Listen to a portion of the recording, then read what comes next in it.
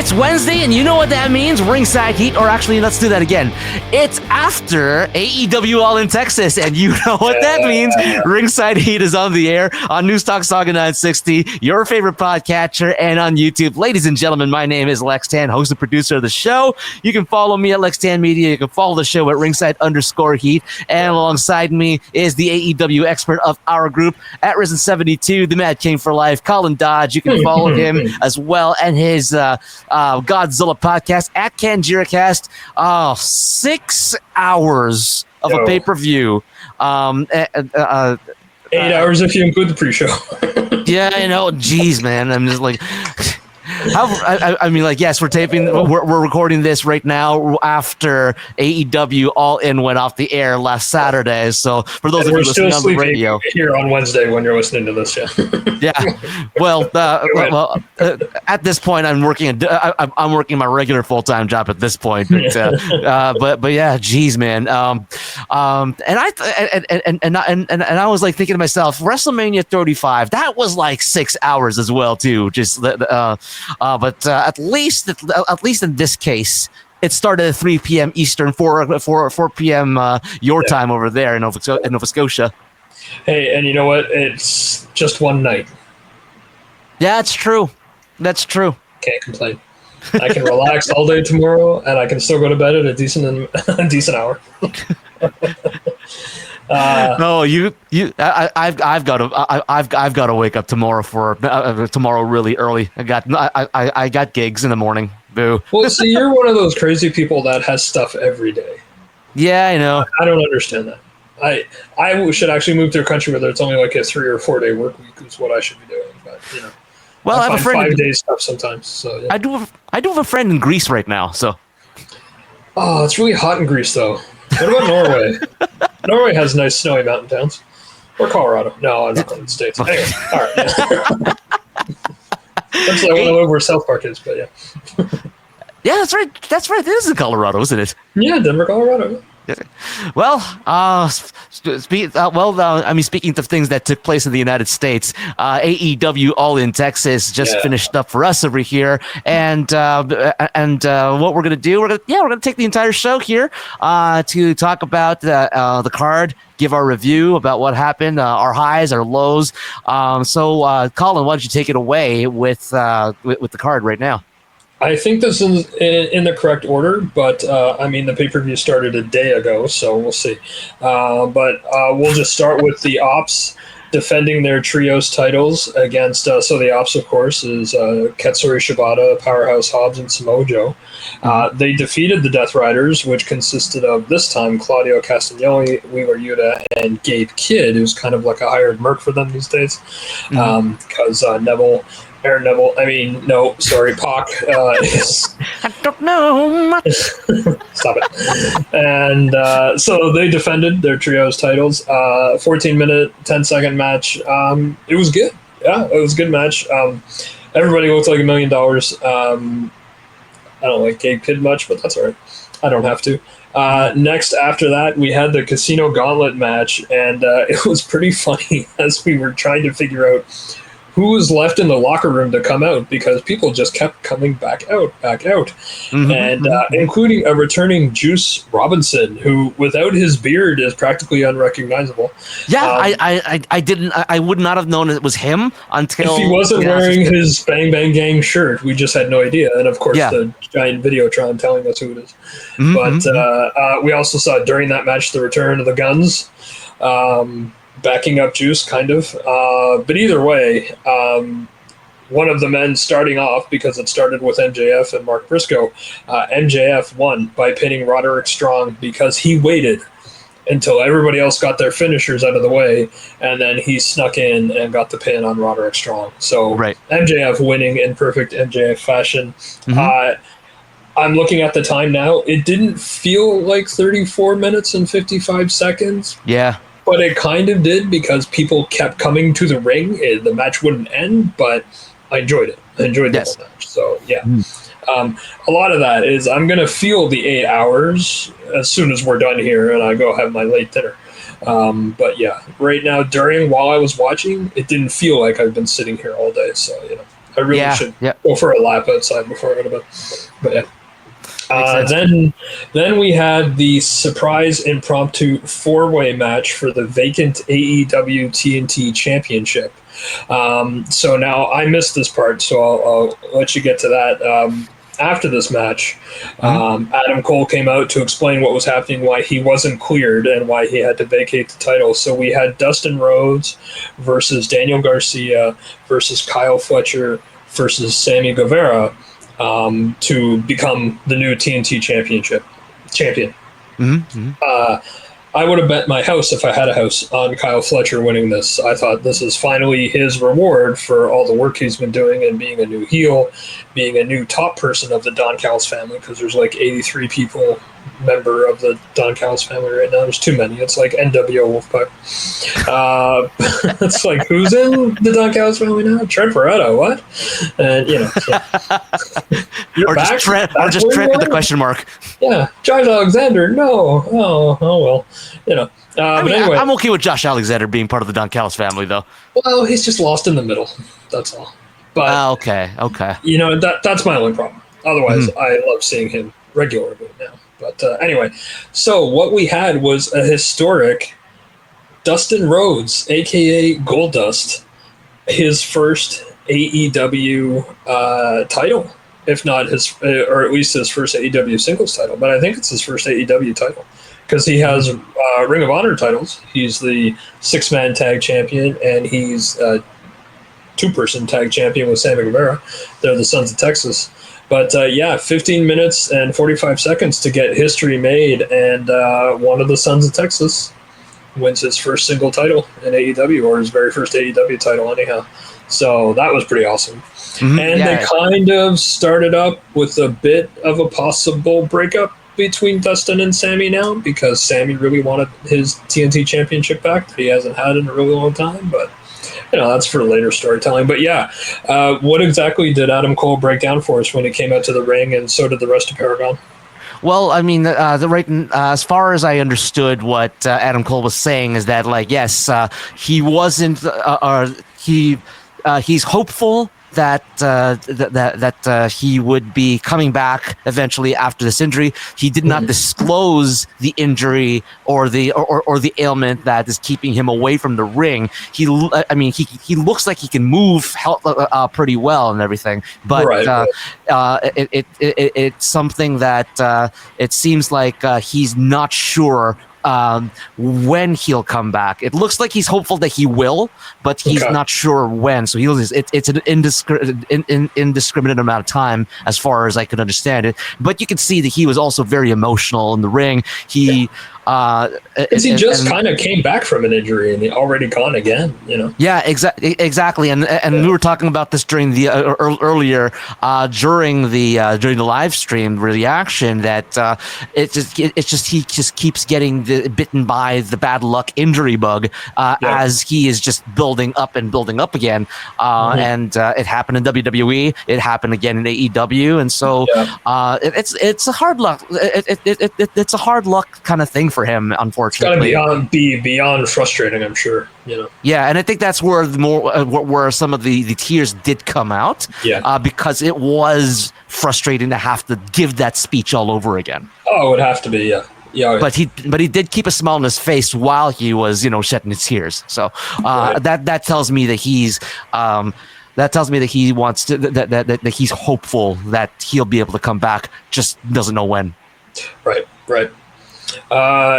So that I had missed that. I had to step away, but so I mean, I hope he can come back and achieve what he wants to achieve since coming to AEW. So but the rest of the night, the rest of Paragon had a strong showing with Kyle O'Reilly, and of course Roderick did great in the casino match, of course, because he's Roderick Strong. He's this generation's Demon Malenko. The guy's awesome. He's a machine.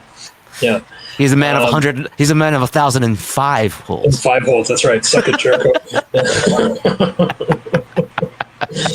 I'll never forget that WCW promo where they're just like, do whatever you want. And he just threw the commercial break and then back, and he's still talking, and he's just got the dot matrix printer printout. And every 5 moves, armbar. Armbar. Oh, yes, that's right. He said armbar like 20 times. Oh, God. Look it up. Look that up. Great if there's promo. any WCW footage you're ever going to look up, it's that. Yes, exactly. And then and Rey Mysterio being lawn darted by Kevin Nash.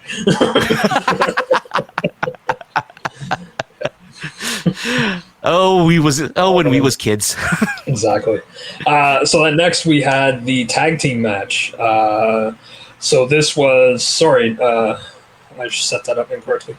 This was the EVP status versus not being able to challenge for the world title for a year tag match between Swerve and Will Ospreay, hoping to defeat the Young Bucks, and they did defeat the Young Bucks, which to me made no sense because I was thinking we need a bad guy, and I was thinking Mox is probably going to lose tonight.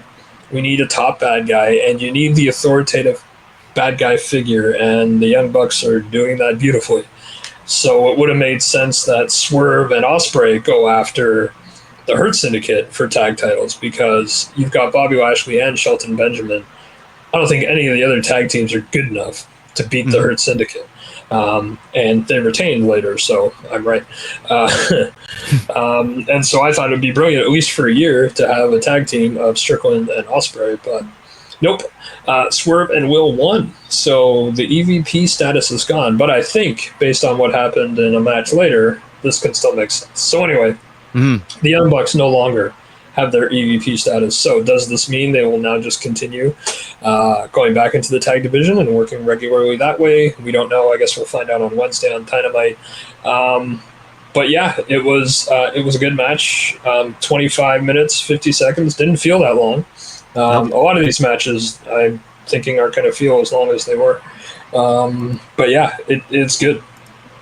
And they worked surprisingly well together eventually. Great storytelling in the match of that, of course, the Young Bucks are the better tag team. They're one of the greatest tag teams.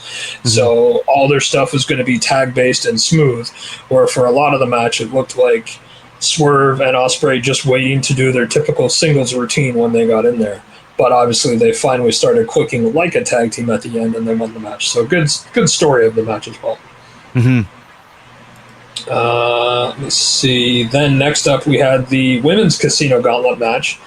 This was also kind of a bit of, all right, who was even in the locker room for this? But but it ended up with the surprise win. Maybe not a surprise, but I actually foolishly didn't pick her as a winner. I was thinking I was actually thinking Mina, or possibly Megan Bayne being the dark horse one. Yeah, I would have thought Megan Bayne, maybe even Julia Hart. I would have thought Julia Hart would have won this one. That would have been cool, but I have this sneaking suspicion that the women's tag division is right around the corner, and all of the main, like the top women's stars, seem to have a little buddy. So I think everybody's going to be a tag team, right? So, because Sky Blue's hanging around Julia Hart all the time now. Right. Megan Bayne's got Anna Jay. Anna Jay? Sorry, one more time? No, she's got Megan Bayne, who's hanging out with her. Penelope Ford. Penelope. Yeah, that's Penelope right. Ford is hanging out with she got chased, and I believe that she got chased out by Harley Cameron. And Harley Cameron had a nice little surprise return. From she had a broken nose, so she's wearing a face mask now. She didn't go scary like Taker's Phantom of the Opera mask, but she went cutesy. Looks like an anime cat, but whatever. That's what I thought. Yeah, it's anime cat or anime dog or something like that. Some kind of anime something. Yeah, exactly. It's Harley Cameron. It's great. So anyway, Athena won by pinning Mina Shirakawa. So that was 27 minutes. But I mean, let's get Athena on the AEW main roster finally, and make her a double forever champion, because she's still got the Ring of Honor women's world title. So everybody has to have at least 3 belts. I think that's the rule now, because now Dustin Rhodes has 3. Oh, that's right, he does. Yep. Next up, now we have the Hurt Syndicate defending their tag team titles in a 3-way. So they were facing Jet Speed, which of course is Kevin Knight and Speedball Mike Bailey, and also the Patriarchy, Christian Cage and Nick Wayne, hoping to be the first ever father and son tag team champions, even though they're not father and son, but that's okay. In Christian Cage's world, facts, reality, whatever. So try as they might, of course, it's the Hurt Syndicate. Like, they won. Of course they won. It ended, though. So it's been going through, I think it was E-Wrestling News or Wrestling 411 or Mania 411, whatever they are. They're reporting that the Copeland, the ACCC reunion, as I like to call it, Adam Copeland and Christian Cage. Mm-hmm. The ACCC reunion is kind of being put on hold because Christian Cage wanted to finish his story with Nick Wayne. And so that's where it didn't happen yet. Mm-hmm. Which is fine. I mean, finish what you start, right? So I'm okay with that. I'm sure Edge is fine sitting at home a little bit longer. So, of course, I was thinking this is the one way to beat the Hurt Syndicate is that they don't have to get pinned in the decision to lose their titles, right? Mm-hmm. So, basic patriarchy shenanigans because, Kip Sabian and Mother Wayne are going to be hanging around too. That's what they do. Yep, exactly. Yep. And so of course, and of course, with like with Jet Speed Kevin Knight and Speedball Mike Bailey, as much as I love Speedball Mike Bailey, it's like he'd be the easiest, or one of those two would be the easiest ones to job. He's the lighter guy of the two. He's like a $150 soaking wet kind of guy, so whatever. It would make sense that Hurt Syndicate gets screwed that way. It didn't happen. Hurt Syndicate destroyed everybody, which is fine too. But so I figure, okay, that's not going to work out. We'll try something else. But after the match, after everybody left, Nick Wayne turns on Christian Cage, delivers him with the surprise unprettier. Apparently, this was the plan all along because Mother Wayne was cackling in the corner. Kip Sabian was not shocked. Yep. Not like Yuta was shocked when they tried to kill Bryan Danielson. Kip Sabian's like, yep, this is happening right on time. Mm-hmm. And they just concertoed Christian. And finally, who returns to save his buddy, or so we think, formerly known as Edge, formerly known as Sexton Hardcastle, the one and only Cope. Adam Copeland. Adam Copeland. Adam Copeland. I can't call sorry, Adam. I just can't. I just can't, Adam. I mean, must you always have a 4-letter word name? Is that it? That's why it's just Cope. I guess it's better than Land. I don't know. Yeah. But anyway, he came out with Spike. He stopped to wave to the crowd while his friend was being beat up, and stopped for his pyro. And then he's like, "Oh right, why? The reason I'm here."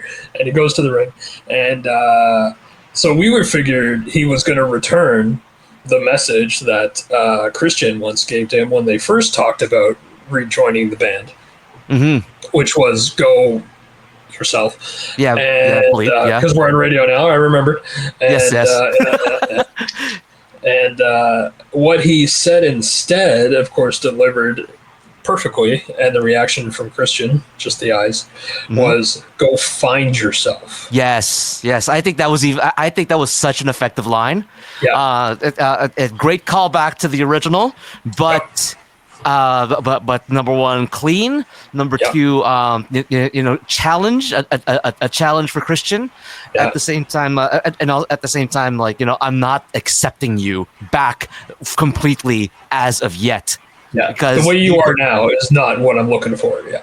Exactly. Yeah. And which works very well. And that's the thing with Adam Copeland. He's one of those guys that he's he's a badass, whether he's a face or whether he's a heel. He's not one of the. He's found a way to not make himself, your sugar-coated face, or you're like, while still being able to be like, the most despicable heel ever. So right, yeah, exactly. So, and he baited us well because he said, "Go find yourself," right? So I thought, like, good pause. It was all there. He dropped Spike, left Spike in the ring, and and then walked away, left him in the ring, puzzled and angry, as Christian usually is. So anyway, so that whole business, the match anyway was 18 minutes, 40 seconds. Again, well done. And they're just moving ahead with Nick Wayne. who is the men's TV champion, I believe, or pure champion in Ring of Honor. I think so. Yeah, he has one of those belts. I think it's the men's TV champion. But yeah. Well, while we're looking that up, actually, we'll confirm that information for you. But we're gonna go to break here on Saga 960 AM. We will be back with more of the AEW All In Texas card and a little bit more of our analysis as we go along. And that'll happen after these promotional considerations. Under all the lights, with only everyone, he's looking for one single face.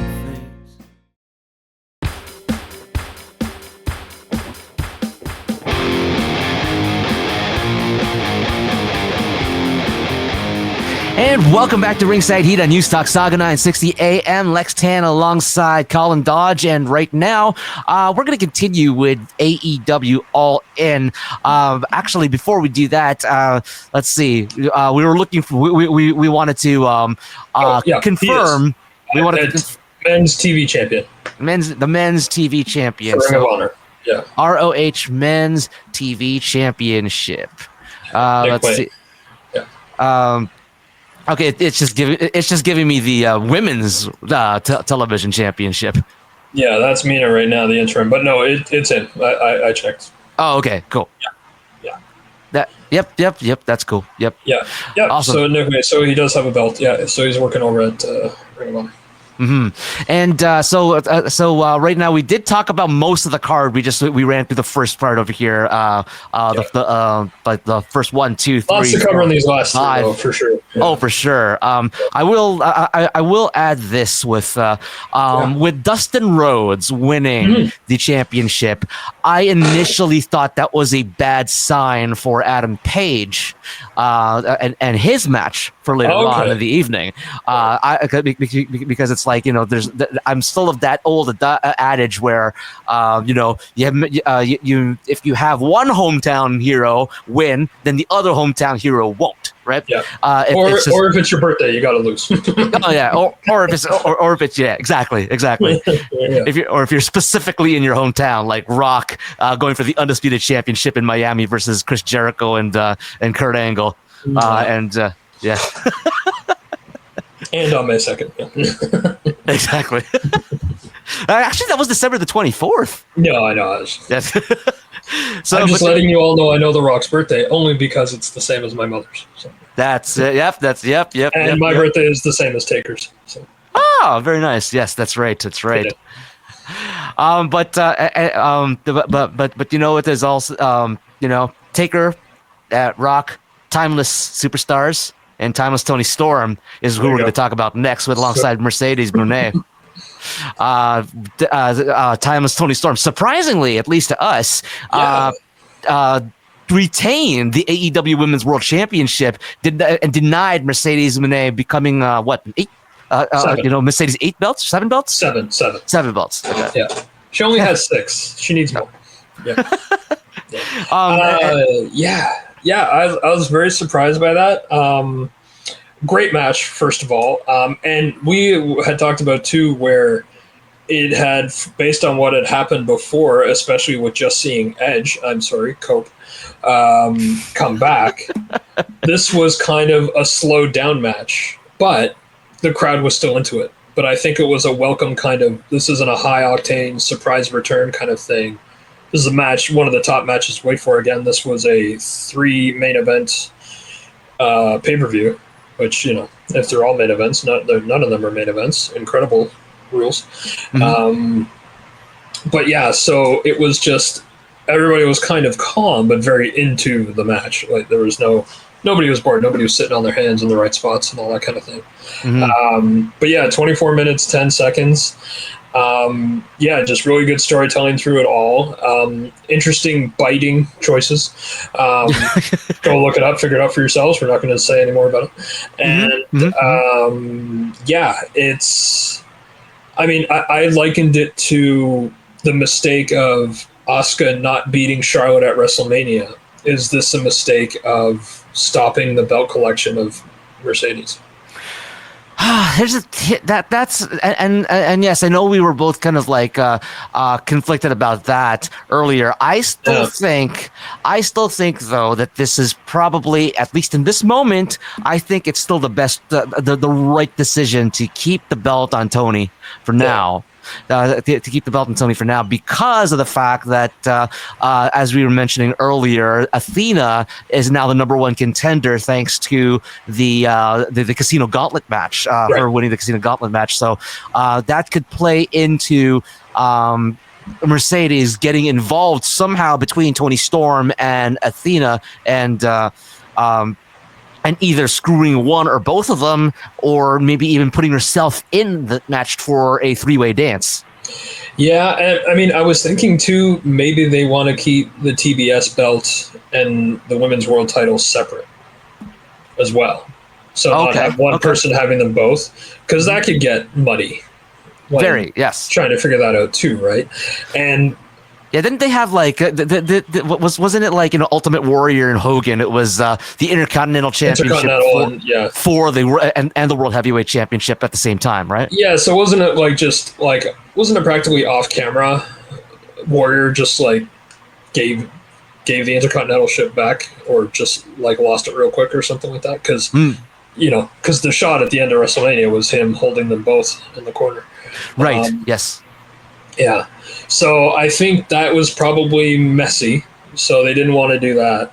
But I mean, the point I was going to make, until you reminded me Athena's the contender, was if not Mercedes, then who is Tony's successor? Well, who better than the forever champion that's been tearing it up on Ring of Honor since she got there? And for those who remember her from WWE, she's the same, if not better.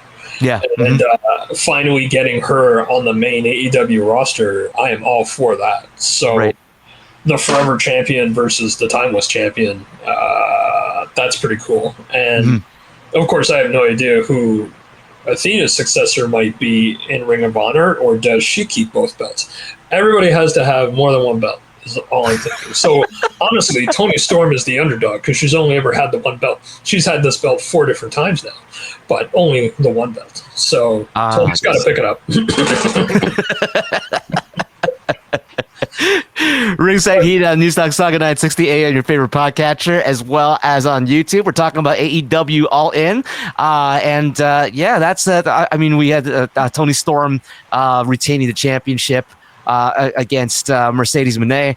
But we also have the next match afterwards, which also, and before we move on to the next match, 24 minutes and 10 seconds, that particular match between the two ladies. And it didn't feel like it, though. Did not. Yeah. Did not at all. Yeah. And it's because, like, and again, both Mercedes and Toni have been master storytellers themselves. And I know you were remarking as well, and it caught on to me after you said it, that like what the hell do I have to do? That look on her, Tony Schiavone articulated perfectly. Exactly. It's what does she have to do now to win this damn match? and her face was perfect for that particular sentiment. Totally. Oh yeah. It was excellent. Yeah, everybody was doing their job correctly, even Luther. It was great. They both of them know what they're doing. This is Mercedes at her most comfortable in her new AEW skin. So it's great. What's next for Mercedes now? Is it just going to be Mina? Maybe. We know we had Shuri was a new debut. Who's the other one? In the Casino Gauntlet match, we had some new people to the roster show up. Alex Windsor. Yes. Yeah. So it looks like those are full-time now. And then we had Shuri, and was there a third? Maybe not. Maybe, I guess, Athena now, because she won the thing. She'll be on the AEW roster more. Right. So, I mean, there's definitely plenty of people, plenty of women in their roster now. I got to imagine the women's tag team titles are going to be around the corner, maybe even this week, or at least get the tournament started, and then the final of that tournament is at the next pay-per-view. Right. And the next match after that was the winner-takes-all match to unify the AEW Continental and International Championships into the inaugural Unified Championship, rather.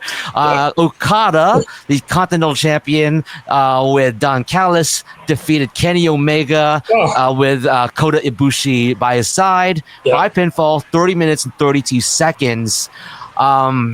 And again, that's another one of those matches that didn't feel like a half an hour when you were sitting through and watching because they're great storytellers. But yeah, I mean, like the speculation right now, at least between the two of us, you brought this up earlier of could in the same way that like Bryan Danielson was quote unquote retired, even though like he'll pop up later. And don't spoil it, shush. Even though it happened several days ago now. Exactly. But I mean, especially that they did mention that Kenny Omega came back from diverticulitis, right? Yes. Very debilitating, debilitating disease that was suffered by guys like Brock Lesnar. He had it himself and everything. Unfortunately, unfortunately for Kenny Omega, his was a little bit more serious than Brock's, even though Brock's was still serious anyway. I don't think Brock had any. Regardless, is serious just having it. I don't believe Brock had any intestine removed that Kenny did. I think up to 2 feet is what they say. 2 feet? Holy mother. Wow. Yeah. So as real as all that is, of course it's real. I kind of go with matches, even when it's not, when it's a work injury, where it's like, okay, I already know the story of this match is just going to be working the bad leg, the bad arm, the bad knee, the bad neck. They all got bad necks. So like, but to me, that's just like swearing for the sake of swearing. It's lazy writing. You know what I mean? So it's just, I'm like, okay, I know this is going to be about that very real injury that, of course, that's what's going to be about. So it's going to be used, but can we still tell a good enough story that, this match is good? Now, of course, this is, to me, it had that end of an era feel, and I immediately thought of Stone Cold's last match, where he didn't tell anybody it was his last match, except, of course, Vince and Rock knew. In hindsight, we see the moment they shared at the end of the match, and The Rock, the winner, giving Stone Cold the ring. Right. He made sure he left first. So, of course, then we knew later, only 3 people knew that was his last match, and he didn't want the whole thing from anything else. It felt like maybe this is what kind of Kenny was doing, at least with this in-ring portion of his career, where this is the last match. Who better to put over than Okada, for Okada making more history, becoming the first AEW Unified Champion, Another well-deserved accolade to Okada, right? And the people at ringside as well. I mean, first of all, Don Callis was ringside on the announce at the announce table, and of course, Kenny's longtime Golden Lovers tag team partner Kota Ibushi was by his side here too. So I mean, for if it was the last match, his last full-time match, and he didn't want anybody to know about it except a very select few. Those are the select few that I would think that he would tell. Yeah. And now, see, I also think with the Young Bucks losing, they're not EVPs anymore. Maybe Kenny, not he'll turn evil, but Kenny will now be the EVP. So, our general manager, he's definitely going to be better than a laptop. So, So I'm thinking that's what happens. And of course. Yeah, exactly. And I quote. Oh, Cole. The other Cole. Oh, there's so many Coles. So many Adams.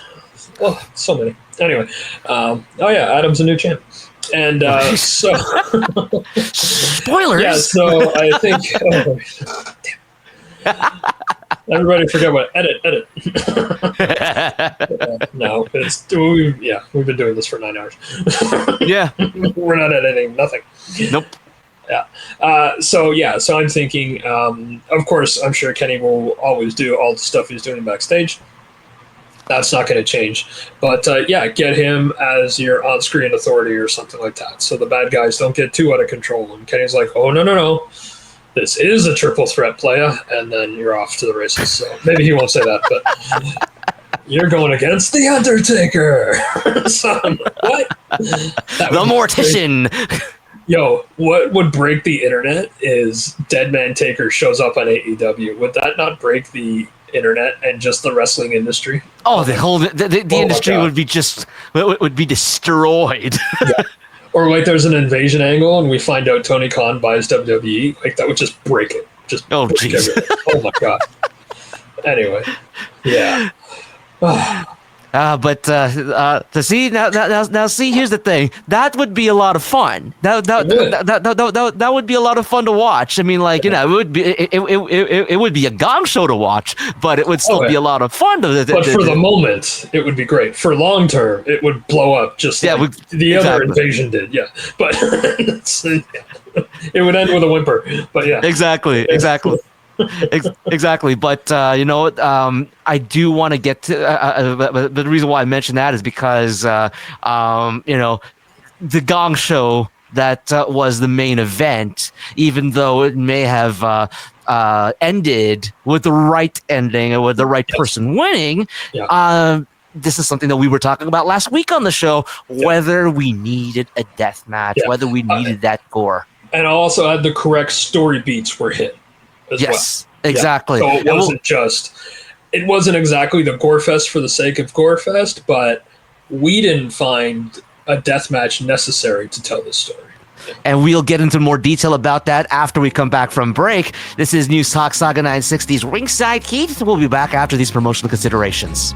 Under all the lights, with only everyone, he's looking for one single face.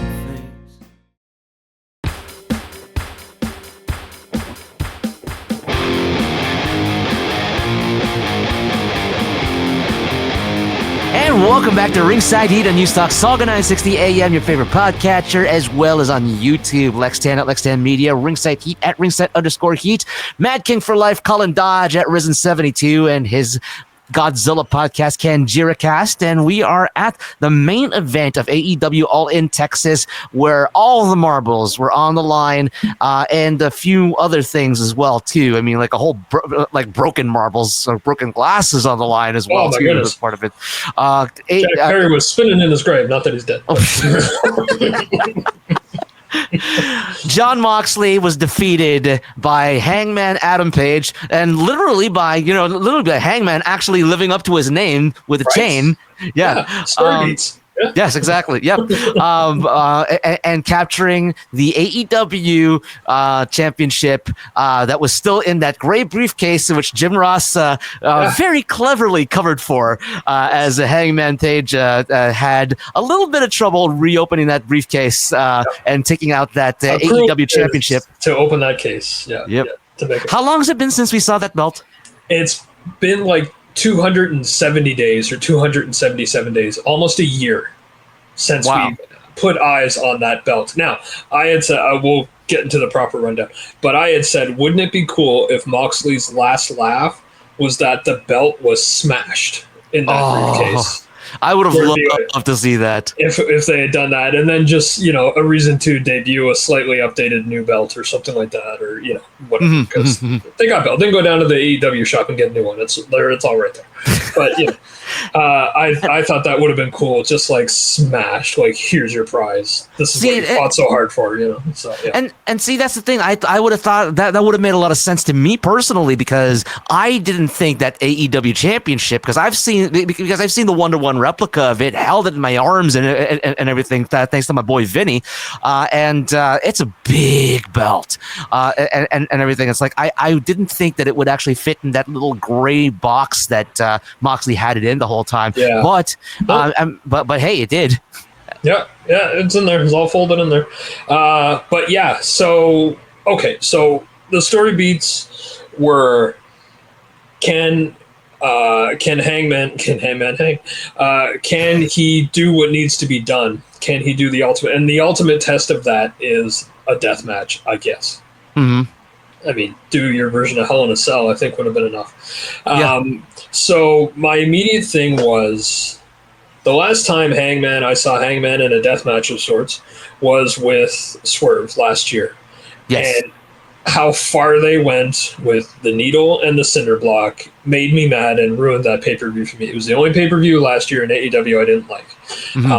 And so at least because I had no idea I'd never seen anybody go that far in a hardcore match or anything like that.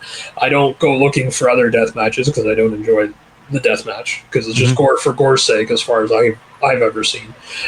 Same thing with the blood and guts ones. Now it's crazy because it's all over the thing, so it's not as focused as a death match. But I didn't care much for the blood and guts ones either. This year is the only time I've enjoyed Anarchy in the Arena, but that wasn't a gore fest. That was actually fun. So with a death match, I'm like, there's other ways to make this point, but they didn't go as far as a cinder block or a needle injection. And thank God, because as you mentioned, I think I did actually watch that match with you with the needle injection, and I'm just like, that's unnecessary. Exactly, that really is unnecessary, and the fact that they actually injected something in his bloodstream, that's hazardous. I'm sorry, but it was probably just saline or whatever, but still, it's no. Or if it was a fake push needle, then it fooled me, but it still angered me. Right. So maybe it was a fake push needle that is actually used, a proper, prop. And I've been fooled, but I believed it for a half second and it ruined the match for me, Right. So because of that, at least we knew this was a death match going in. I knew how far they've gone in the past. So I'm like, okay. So at least this wasn't going to ruin the absolute fun I've been having for the last 76 hours. So, that's a dig for how long it was. And you're supposed to laugh, Lex. Come on. Don't make me explain jokes. And it felt like 76 hours, honestly. Now that I think about it, is it still 2025? It's still one night though. It's still the same night. Hey, I've been here in this station for more than 12 hours right now. So it feels like your life choices, buddy. I can't. Hey man, I sacrificed to make this live stream possible with you. You did, and it's appreciated. So it was just, it wasn't as bad, and the stuff they did was story. Of course, there was broken glass. Of course, I'm making Jack Perry jokes. The bed of nails was in there. The barbed wire table, we've seen that with Mick Foley matches. The barbed wire covered chair, we've seen that with Foley matches. So all of the rest of the stuff, aside from the glass and the bed of nails, was typical hardcore stuff that we've grown up with in the Attitude Era and the Aggression Era. So I'm used to that. I don't care. I don't need that. I mean, go back to Foley and Edge's hardcore match, and that was extra horrific that I found wasn't necessary. Right. It was awesome, yay Edge and all that kind of stuff. And I'm like, wow. But I'm like, I think there was a better, smarter way to have written this and maybe do it. But again, not as bad. Didn't ruin the match for me, and it ended well. Yes, exactly. And the returns.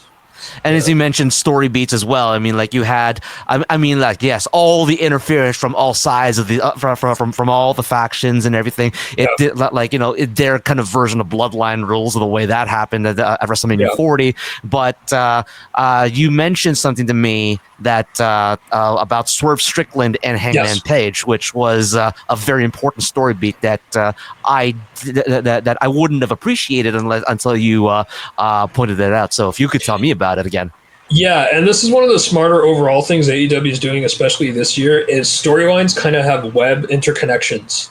So we have a B-side Death Rider story of where they're trying to kind of recruit Chris Statlander. And then we have this one that reaches over to the past rivalry of Hangman and Swerve, where lately they've been having promos and interviews and kind of interactions where they need to stop trying to kill each other or drive each other to the edge because they've gone too far with each other in the past for, burning down a house and doing this, that, and the other.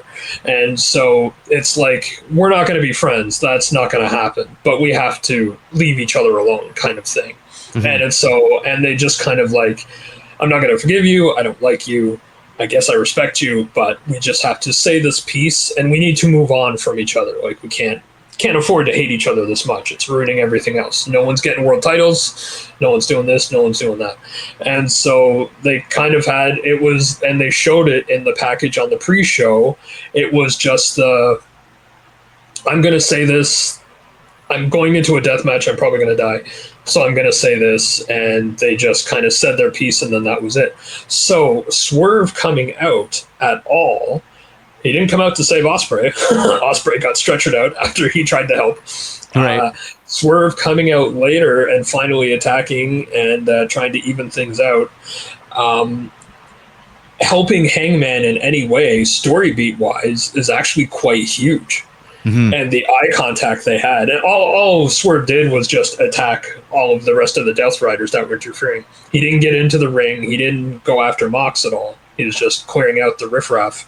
Mm-hmm. Bryan Danielson came back to clear out the riffraff, and of course Darby Allin returned to clear out the riffraff, and that kind of thing. So you had those returns, but just that part with Swerve, with the story they've been telling, so that's been like a side thing, no matter what Hangman and Mox are up to. So that's been great, and that's also been the side story with Swerve and Ospreay trying to get AEW together to get rid of Mox. Mm-hmm. It's like we have to stop fighting because no one's getting anything out of this, and Mox keeps winning because he's right. Mox has been saying all along, AEW can't get their together, and so that's why act. That's a good word too. They can't get their act together to take the belt from him. Nobody's good enough. And so that's story beats paying off right there. If you've been watching everything this entire time, you're rewarded with that interaction, which I thought was very smart and subtle. Mm-hmm. And if you're just a casual watcher, which is absolutely fine, there's a lot of wrestling out there to try to track. You wouldn't have picked up on that. So I wanted to highlight the devil's in the details, and those small details and small story beats I really appreciate. Mm-hmm. And here's the thing. For me, yes, I appreciate those story beats, especially as you've helped me understand the story beats as well in the story. Yeah. But at the same time, again, it did not have to be a gore fest. Yeah, I mean, it started with Hangman stabbing Mox's head with a fork. Yeah. And I'm like, that's way too. It already went. It was there. in the first 5 minutes. It was in the first 5 minutes. I'm like, And then Mox was barbed wire across the forehead. I don't know how much we can describe on the radio. And I'm just like, okay, so we're here. All right. I knew it was a death match. I know what it is. Yeah, broken glass. Broken beer bottles. Jack Perry cursing at a cloud as he's watching this. I'm beating a dead horse, folks. And so I'm like, I knew this was going to happen, but compared to what I saw and was angered by with Swerve and Hangman and their thing, this was not that at all. Again, as insane as a death match is, the insanity made sense for what was used and stuff. So right. And so as a result, where would you rate this show in terms of just overall? Not comparing it with anything else. No. Where would you rate the show? Another banger for now, like 2 years straight. One blip last year. This match, even though it's a death, so it's not going to be perfect. I don't do the score thing. I'm not stars and none of that nonsense. Yeah, of course. But the top is WrestleMania 17. No one's going to top WrestleMania 17. Of course. But everything was a banger. Nothing is missable. I always like to go through and see what could have been left for Dynamite or Collision. Mm-hmm. And nothing, not even the pre-show stuff. Like Big Boom AJ, leave him he's a crowd pleaser. Leave him there. This was one of their. Yeah, I'll say it. I think this is their best pay-per-view this year. Nice. Yeah. Right. I'll put it as their best outing this year. Mm-hmm. And I enjoyed. I honestly, yes, it was a 6-hour pay-per-view. I'm not a big fan of 6-hour pay-per-views anymore. But I enjoyed the matches for what they were. I enjoyed the matches. I enjoyed the stories. I also, but I did not enjoy the death match. I enjoyed the storylines of the death match, but I didn't enjoy the match itself. Yeah. Exactly. And so it kind of turned me off. But hey, you know what? Again, wrestling. That's just me and my own. That's just me and my own personal preferences myself as well. So, I say that's a pretty positive review as a casual viewer of AEW. Then. Mm-hmm. Without knowing those intricate story beats like I do, and you still enjoyed yourself. So definitely, yeah, that's good. Ringside Heat on Newstalk Saga 960 AM. That's it for us over here on the radio. We'll be God, back. I've been here all day. I know. 7 hours on our calendar over here on StreamYard. So, Lord. geez. But thank you to Colin for being on the live stream as well. I'll see you next year. Yeah. And hey, I'm gonna need a break from this weekend because this weekend has just been dude, you've been triple booked both days. This is yep. Sunday happened. Yeah, exactly. Yeah. I need a break, honestly. So hey, you know what? But we're thankful that we got the chance to watch some good wrestling. We're thankful we got a chance to talk on the radio and online. We're thankful that you listening to us were able to join us and be with us for however long that you spent with us. And we'll be back again next week with more wrestling talk, or maybe the week after. We'll see how I feel after this pay-per-view. This may also be the last show. We don't know. Ringside Heat, we remember the things that you probably forgot.